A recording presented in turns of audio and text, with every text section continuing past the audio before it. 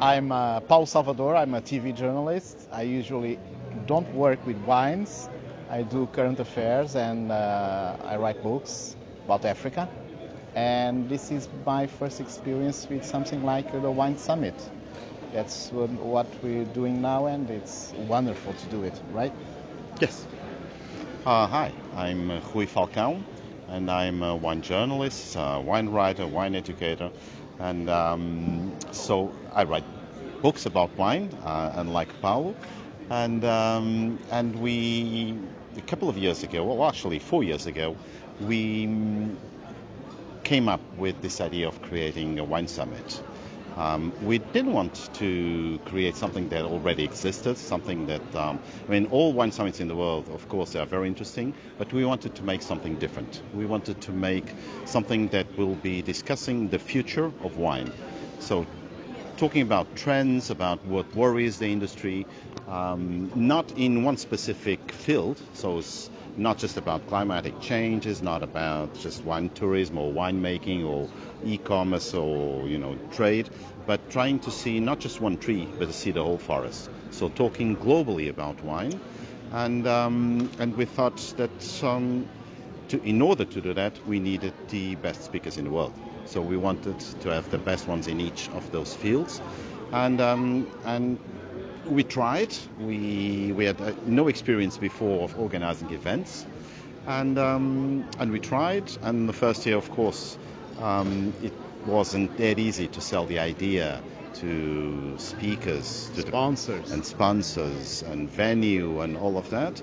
I think we are in the third edition now, and I think it is working, definitely. Yeah. And we are lucky enough that over these 3 years we managed to grab the attention not only of some of the most experienced and eclectic group of speakers, but also we managed to attract local sponsors and international sponsors that they believed in us. And there is another thing. It's very important for Portugal to have that kind of discussion, that kind of panel, that kind of lineup, that kind of event, because normally Portugal is very used to other different events of the wine industry, not a think tank. And having a think tank, a global think tank in Portugal, it's very important to show our own reality to journalists, to speakers. A lot of speakers, they don't know much about Portugal. So it's a very, very good opportunity, we think, for the Portuguese producers and also for the people who come from every part of the world. I mean, we have like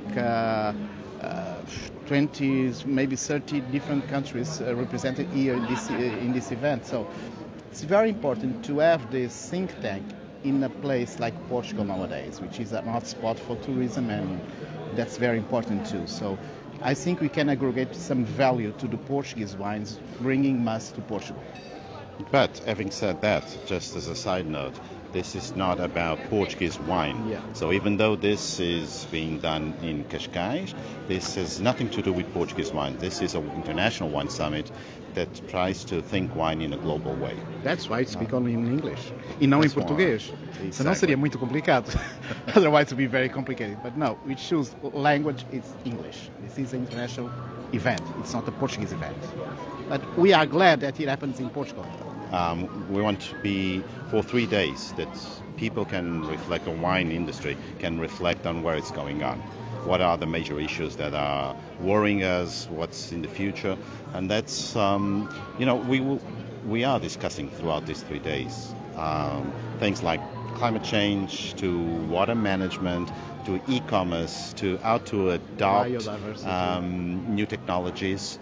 The very old divide views on old world versus new world.